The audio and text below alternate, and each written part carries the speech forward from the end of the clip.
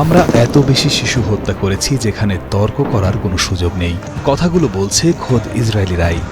March মাস থেকে শত শত ইসরায়েলি নিহত গাজার শিশুদের জন্য নীরব এক মানববন্ধনে যোগ দিয়েছে। সমগ্র বিশ্বের উদাসীনতার দেওয়াল ভেঙে দেওয়ার চেষ্টা করার জন্য নিহত গাজার শিশুদের ছবি নিয়ে মানববন্ধনে যোগ দেয় তারা। হামাস ইসরায়েল যুদ্ধের শুরু থেকেই ইসরায়েলি ইহুদিদের একটি সংখ্যালঘু অংশ প্রতিবাদ করেছে। গাজার হত্যা, ধ্বংস এবং ফিলিস্তিনিদের অনাহারে রাখার বিরুদ্ধে প্রকাশ্য বিরোধিতার জন্য অনেকের উপর আক্রমণ করা হয়েছে বা গ্রেফতার করা হয়েছে।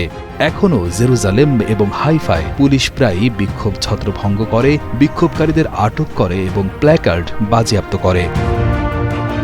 কিছুতেই থামতে চাইছে না ইসরায়েল। একদিকে হুতির আক্রমণ, অন্যদিকে প্রবল দাবানলের কবলে ইসরায়েল। তবুও গাজার পাশাপাশি সিরিয়াতেও ব্যাপক হামলা অব্যাহত রেখেছে নেতানিয়াহু প্রশাসন।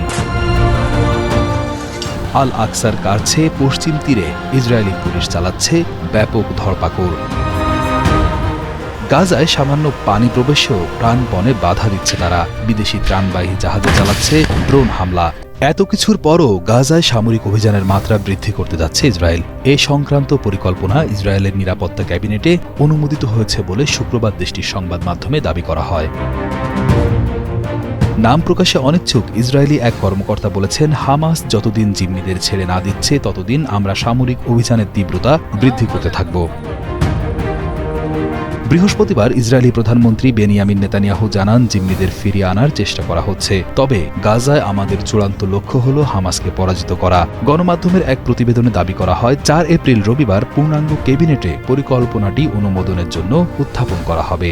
প্রতিবেদনের সত্যতা যাচাইয়ে নেতানিয়াহুর কার্যালয়ে যোগাযোগ করা হলে কার্যালয়ের মুখপাত্র কোনো মন্তব্য করতে অস্বীকৃতি জানান। তবে প্রতিবেদনের দাবি সত্য হলে গাজায় যুদ্ধ বন্ধ এবং জিম্মিদের মুক্তির বিষয়ে কোনো অগ্রগতি অর্জিত হয়নি বলে নিশ্চিত হওয়া যাবে।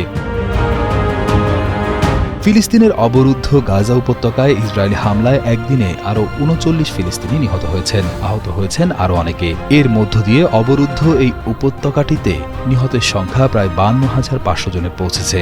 4 মে রবিবার পৃথক প্রতিবেদনে এই তথ্য জানিয়েছে কাতার ভিত্তিক সংবাদ মাধ্যম আল জাজিরা।